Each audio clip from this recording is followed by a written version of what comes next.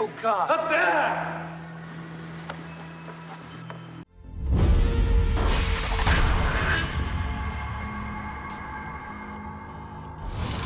Hello, welcome back to Ycft. Today we're talking about an Italian film that came out in the height of slashers. So this film was desperately trying to imitate the American slasher. Boom! Rather unconvincingly, at no point in this movie did I believe it was set in America. But we are talking about Stage Fright, directed by I won't get this right. Michele Soavi? Maybe? Soavi? It's definitely Michele. And when I say it unsuccessfully, that's mainly just, you can tell this is still an Italian film. This is actually a very, very good film. We love it. And we had a lot of fun. We watched this on Amazon, I think, part of Freevee one night. Yeah. I'd wanted to watch it for a while. Yeah, we just kind of heard about it. We actually wanted to include it in our last batch of filming, but... we ran out of time. No, it wasn't that we ran out of time, it was that the film didn't arrive in time. Oh, yes, because we ordered... Yes, obviously we ordered it. We ordered it and didn't arrive when they said they had, so I... ran it up Amazon's chain, and now I have two. Now we have two Stage Frights. I have two Stage Frights because it eventually made its way to me from wherever it got delivered to. Yes. So cool, yeah. I've got two copies of Stage Fright now. Nice. So the basic plot of this film is it's set around this local theatre company practicing some show set in America. I can't even really tell you the plot of their play. It's something to do with a killer who wears the owl mask. It's ultimately not that. No idea what's going on in that play. And our lead character, what's her name? Ali, hurts her ankle. So sneaks out the back with the wardrobe woman. They decide to go to the local mental hospital to check out her ankle. as you do. As you do. Betty, this is a mental institution. Psychiatrists are doctors too, aren't they? We meet our killer for the first time. He is incarcerated, tied to his bed, and we find out that he was an actor who went on a bit of a killing spree. Mm-hmm. He decides to hitch a ride back to the production, killing the wardrobe woman, Betty, in quite a pretty cool way, actually. It's like a pickaxe to the... mouth. In the mouth, out the back. I was yeah. like, ooh, this reminds me of My Bloody Valentine. Yes, yeah. In that moment. Gorgeous looking scene. It's raining. It just starts raining at the perfect time to make this a much cooler scene. It's raining so heavy that even when she's in the car, she can't see anything that's around. Very, very cool. Ali then makes it back in. The director, who was played as a character called Peter. Yes. Played by... David Brandon. Easily my favourite character in this film. Yes. He is an arse. He fires her. You better go home and take care of whatever it is that's hurting you. And before you go, would you clean out your dressing room and give the key to Laurel? On the spot, so she decides to leave. Betty's body is discovered. Chaos ensues, but Peter decides that they should bring the release date forward and they should still release the play. Making it out that one of their stars was killed, even though it wasn't one of their stars. Mm-hmm. Something that worked in wardrobe. Anyway, it's not a week till opening night. It's 3 days. We open on Saturday. Tomorrow, when the newspapers hit the streets, there's going to be a line a block long outside our box office. And convince the producer that they should have a lock-in tonight to practice and just basically just act on the free publicity they're going to get from all of this. And what he doesn't realise is he's just locked himself and this crew in with the killer. Yeah. With the exception of the very beginning and a little bit at the end, this is basically a one-location type of movie. Yeah. Like 90% of this film is set inside the soundstage. And apparently that's what it was actually like to film on it. Like, we watched a couple of the interviews with the guy who played Peter and the director. What you see in the movie was what they were just working with. It wasn't a set, it was a soundstage. Well, one of the alternate titles for this movie, one of many alternate titles of this film, was The Soundstage Massacre, which is actually... that's referenced at the end when it hits in the newspapers. Yeah, that would have fit in with Sorority House Massacre, Slumber Party Massacre. It would have fit in. And on top of Stage Fright here, it actually does say it's Michele's Aquarius, which is what he wanted the film to be called. Yes, which, to be honest with you, I always thought Aquarius didn't really make sense. I thought it was a little bit... I didn't understand why. Why is that an alternate title for this film? It turns out that it was actually, that it was the director's first choice. And he likened it... He came up with this analogy of he thought all of the actors trapped inside the soundstage was similar to fish being trapped in a fish tank. And there is actually imagery of a little aquarium inside the mental hospital at the beginning of a clownfish eating Either another clownfish fish. or a tigerfish, something. Yeah, so he liked that analogy. He wanted it to be called Aquarius. Over here, it was obviously called Stage Fright. I think in Italian it was released as Deliria, which also kind of works. I think that was on purpose picked to be similar to Suspiria. Suspiria, yes. We are in Giallo territory, ladies and gentlemen. Well, even just back to the Aquarius bit, some of the backdrops on the soundstage are kind of blue and watery to try to add to this idea that they're in a fish tank. Yes. But yeah, we are in Giallo territory. We have been told many times on this. There's one more title. There's one more title. Bloody Bird. Bloody Bird. I kind of like it. It's lame, but I kind of like it. But I like it. Yeah, we are in Giallo territory. We have been told many times that we need to look at some Argento. Obviously, you are I'm an on Argento it. fan. I'm on it. I'm trying to I've get only there. watched Dracula 3D. So this is Yes. Argento adjacent. Because Michele was a protege of Argento. He was. I mean, it's one of the big things that helped get him this... Yeah. Because this is his directorial debut. It is his directorial debut. He'd worked with Argento a few times. He was second AD on Tenebrae, definitely. And he was offered the opportunity to direct the movie. And Michele has been very honest and open about the fact that he doesn't think he was probably ready to direct his first film. But in his own words, he's like, you handed that opportunity, you're not going to turn it down. No. They had a very tight filming schedule and a very tight budget. Yes. On average, the movies this production were made like took 3 weeks to film. This was going to take about a month. I can't remember the name, but he got a very experienced DOP who he wanted the film to look as good as possible. And this film does look great. Oh, yes. They use the stage lighting in such interesting ways. Like, there's so many times where the director is backlit by the stage lights and just looks gorgeous. 5 weeks into filming, the producer put a stop to things because it's like this movie is costing too much money. Yeah. He took the place of the DOP to just try and get things done, which Michele did say led to some interesting scenarios because there's him as the first time director having to go up to his producer and almost justify why he wants to do things a different way. But it's good that he stood up for himself to do it. He did stand up for himself, yeah. It's a tricky situation to navigate. Yeah, but he also gave props to the producer. When he was doing the DOP stuff, they did get stuff done. Yes. And I think it was another week. I think it was 6 weeks in total, but they had a month break, I think, while they were trying to work out how to, get some more money together and get this film finished. Yeah. So who was it played Peter again? David Brandon. He was also filming another film, so he was going back and forth Yes. between shoots as well. Yes. So, Little all in bit all, the film chaotic. seems like a bit of a nightmare. Yeah. It's a bit of a nightmare to make, and there's some scenes that were just chaos to film. Oh, yes.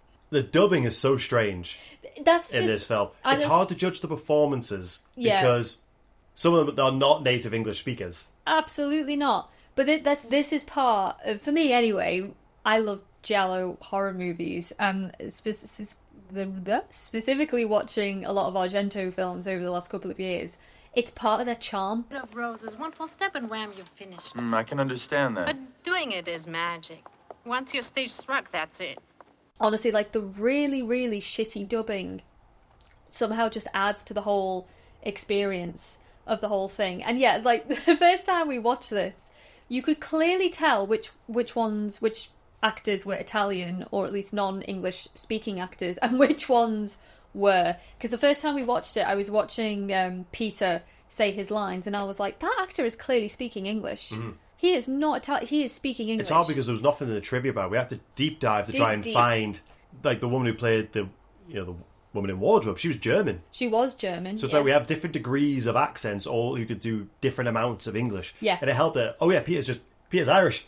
Yes. He's just speaking English. Who was then trained you had, like, at Royal Ferrari, Academy. the producer, who was clearly not speaking English. Yes, and our leading actress, Alicia, or Ali, played by Barbara Cupisti. She really looks like Jane Birkin to me. Every time I watch it, I'm just like, you look like an Italian Jane Birkin. Yes, she was Italian. Was she also in a relationship with She was Michele? dating Michele at the time, yeah. I think they've been together for like 2 years. Or Yeah. they ended up being together for 2 years, something like that, yeah.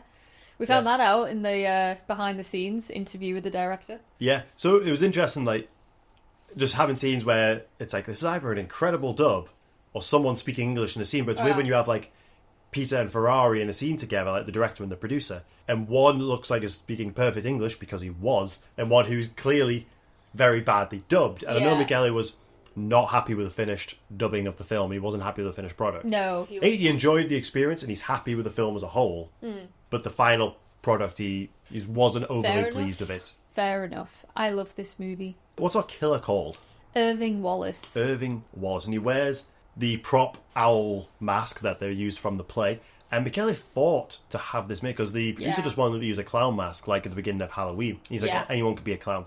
And he fought really hard and they had to justify why he wanted this mask to be made because it was going to be quite expensive because there's very few people that could work the feathers. They all had to be like individually done. Yeah. And he loved how like barn owl was like a love heart on its face, but it was ultimately a very aggressive bird. He had a book on owls. He was talking to the producer, and a spider fell on the book. It apparently is quite lucky, or it's a good omen. I think the producer was quite superstitious, so when the spider just fell on this particular barn owl, the one that Michele wanted, the producer anyway took it as a sign.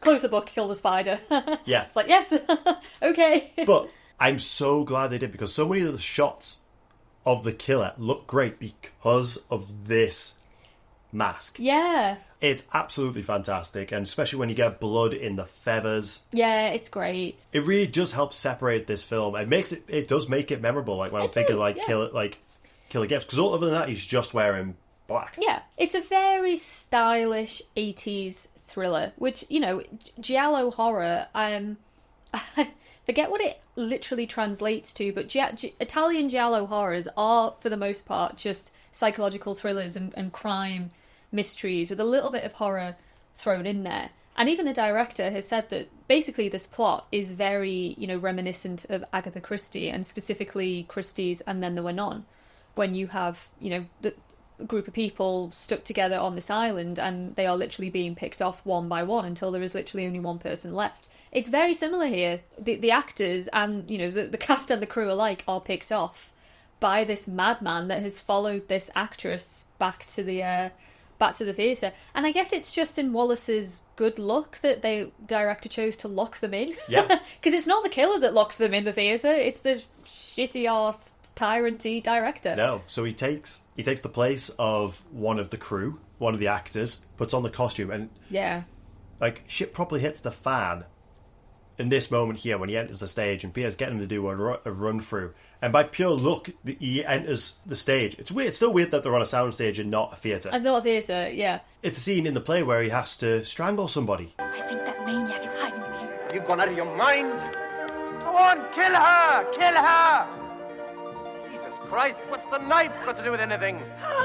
He's like, "Oh, what are you doing? Kill her! Kill her!" So he starts to strangle her a bit too tight, and he goes, "God, kill her! Kill her!" He pulls out a knife. He's like, "What? Where'd you get the knife from?" Where's the knife from?" And he just starts stabbing. Yeah. And it's like, you did tell him to kill her. It's such a good scene, and it's definitely one of the standout moments in the movie. But what I love is, you get all of the cast's reactions, and you could see it dawn on them, oh, this is real. She's actually being stabbed. Maybe we should just wait here until he's finished, and then we'll run up on the stage to try and help her. None of them actually yell at him to stop. None of them run up to the stage and try and drag him away. It's like they literally just wait for him to finish, and then they go up and try and help Corinne. It's too late for her. So then it becomes a case of survival. They lock themselves in the dressing room where Peter and one of the other actors try looking for a spare set of keys to get out, because they usually keep a key basically above the door, but he gave the key to Corinne. Corinne has hidden it. She's obviously dead. She can't reveal where she hid it. Yeah, so they're looking for the spare key. Yeah. Get a cool kill, drill through the door. Oh, that's such a good kill. Considering this was supposed to be called the soundstage massacre, it was very reminiscent of a kill in the Slumber Party Massacre. Yeah, really that was really good. Really good, that. The crew decide to take action, basically try and hunt. Well, Peter decides to take action. He is such an arsehole in this film, but I think he puts in the best performance here. He's definitely he's a memorable arsehole. Yeah, and especially when he's being a director. Yeah. Kill her! They chase him up into the rafters, which apparently was just a nightmare to film because it was really hot. Yeah. They're all trying to run full speed, bent over. Oh, my back wouldn't. And there's definitely a shot. There's a shot we see twice where there's a doorway at the end, so the camera would be in front of the door, looking at them, and you can tell they didn't have enough room to get the focus right because it's always out of focus. Yeah. Get into the room, and we see a body with the owl head on. Peter hacks him with an axe. Yeah. just to find out it was the original wearer of the costume. He's not been killed. The killer has set him up like this, so they've just killed him because there's 2 masks. There's a spare one. And Naractic falls through the floor there and is hacked in half, which is great. There's so many memorable bits, and ultimately this does have the structure of a traditional slasher. Yes. Just with the occasional, like, Giallo Italian flair. Yeah. Giallo means yellow. Yellow. Right? Yes, of course it does. That was it. It's been racking my brain ever since I said it earlier on in the video. Yes. To reflect, like, you know, the pulp sort of novels that you would get at the time, like the crimey, pulpy novels. Yeah. So quite happy it's a company that's Shameless that did this remaster. I like the yellow casing. Yes. The slipcover has a really nice... That is really nice as well, having that full kill on it. But I really do like the original poster too. Same. Yeah, just the owl eyes. I will say that for a lot of emphasis on eyes as well, just like most Giallo, especially the owl's eyes. The barn owl's eyes. For the most part, I do think once they all realise they're in peril and they're trapped, they do all act pretty sensibly. Yeah. You know, it's like Peter, as much of an arsehole as he is, and as much, of course, as he's driven just by his own need to survive, like, he doesn't really ultimately care about the others. But he does ultimately see sense in numbers, and he recognises the importance of sticking together and locking everyone in a room together. And, you know, getting the men, if they have to leave, to try and find the keys, and, like, well, let's go in groups. And let's leave a man behind to look after the women, and you know, all of that stuff. So it's like it's sensible ideas. It's just ultimately like they're no match. It's only a few times they do mess up. Yes, but it leads to some really cool kills. When we have the shower scene, and we have Ali hiding there, where Laurel's kind of crawled her way in there after being injured. Just slowly dying, being hacked to pieces, and then... Really cool misdirect when he pulls the curtain aside, and we think our lead character's been discovered, but it hasn't. It was the other curtain. Yeah, there are... Like, I do quite like all the characters. I enjoy watching them, because as annoying as some of them are, I think we're rewarded with some, really memorable deaths. So there's 2 characters in the movie...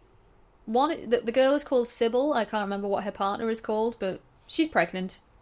And I keep forgetting that she was pregnant. She's busy going off, like, being sick quite a lot because she's pregnant. And she kind of falls to pieces when everyone starts being killed, and she doesn't really handle it very well. An annoying character. But her death scene, she's bisected. Oh my god, it's such a good reveal as well. Like, her partner's, like, trying to pull her up because she's being pulled down by the killer, and then he manages to pull her up, and there's just the top half of Sybil. That's excellent. He gets chainsawed, I think, in, like, the midsection or something as well. So you see all, like, his intestines come out, or something happens, like, in that area. Wait! Are you crazy?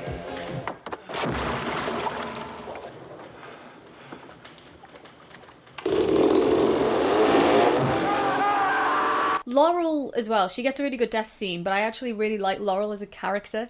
She's bitchy character. Would she have made more sense being the final girl? I would have loved for it. I don't know if the 80s were ready to have, like, the nasty girl as the final girl. We interrupt our program to bring you this important message. We'd like to shout out our groovy members. We appreciate everything you do for this channel and helping us grow.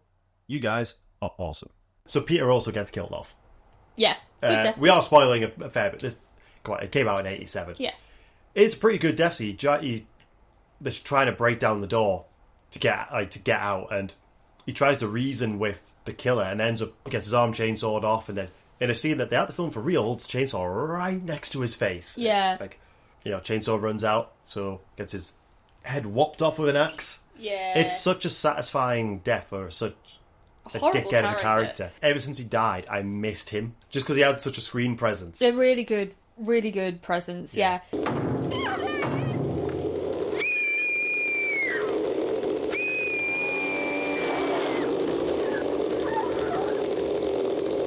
Alright, we got to talk about Ali. Yeah, because she gets knocked out. Because she is our final girl. And ultimately she is kind of a forgettable final. Well, the killer forgets about it. Well, this is the issue. It's that a few of them, they're running away from the killer, they're climbing up into the rafters. And I think Laurel is ahead of Ali, and Ali's like, oh no, Laurel, wait for me. And I think she grab hold of Laurel's ankle? Yeah. And Laurel is like, well, basically, what the fuck are you doing? Get off me. And she kicks Ali, and Ali falls on the floor and knocks herself out. And we have that moment where Laurel could do the decent thing and climb back down and check if Ali is okay and maybe hoist her up. Laurel decides not to do that and just buggers off up and just tries to save herself, which is another really good moment I like of Laurel. But yeah, from now on, for the good shot, maybe like 10 minutes, Ali is just knocked out unconscious on the floor. All of our other characters, in the meantime, Peter is killed, Laurel is attacked and then manages to crawl away, and that's, eventually we discover her hiding in the showers. A lot happens while Ali is knocked out. Yeah. But yeah, what we come to realise, the killer literally forgets about Ali. And I was really confused the first time I watched this, because the first time I must have missed the detail that the killer is an actor. He's also like a thespian, an ex-thespian. So that scene where he sees Ali in the mental hospital, I just assumed that the reason he follows her back to the theatre is because he kind of takes a little liking to it. He likes what he sees. So he's gone to the theatre for her. So yeah, the first time I watched it, I was like, well, how can he have forgotten about her? She's literally the reason that he is here. He fancied her. Like, why is he forgotten about it? Second time round, it's not necessarily her. He's just attracted to the idea of going back to the theatre. Yeah. It's just more like, oh, there's a collective of actors and artists and thespians. That's what he's attracted to. So that made a bit more sense the second time. It's not her personally and specifically that he's drawn to. It's just more being back into the world of a theatre that he's drawn to. Yeah. But yeah, he forgets her.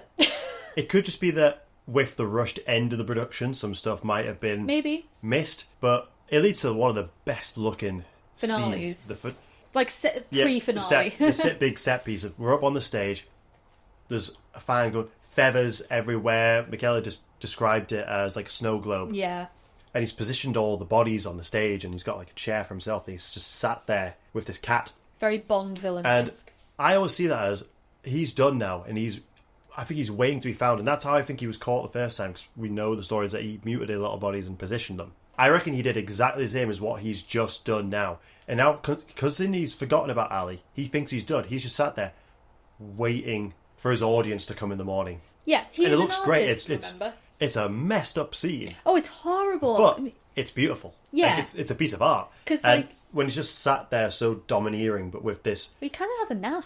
This stare from this mask. Oh. Yeah, because Sybil, obviously the one who gets bisected, he's got her top half positioned on the floor, and then I think her legs, they're also on the stage, but, separated from her.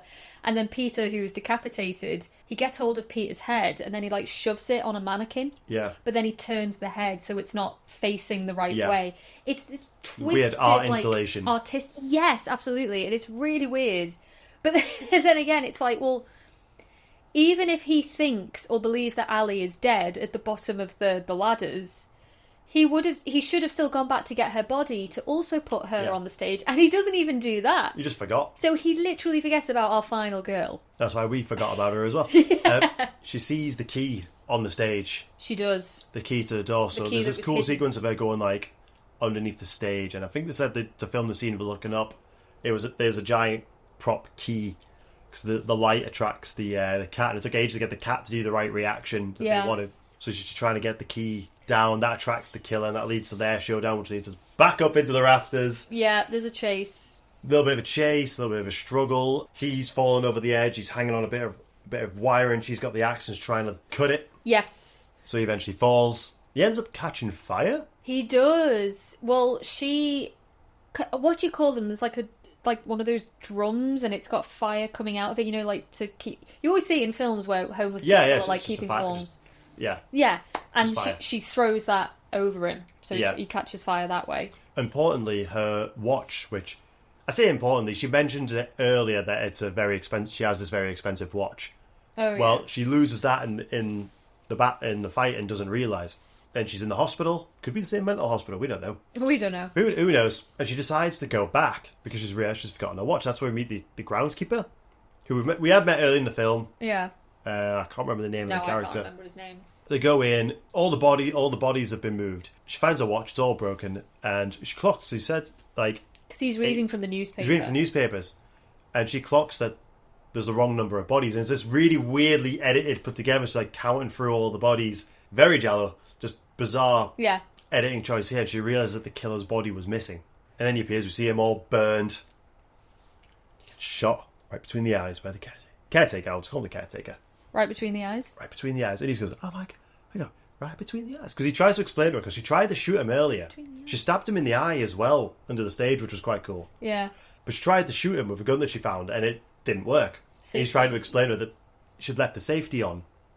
And he just keeps repeating this line, right between the eyes. I was just showing you this, showing you the safety net. Right between the eyes. He repeats it like so many times. I counted at least 10 times. Right between the eyes. At least 10. Wait.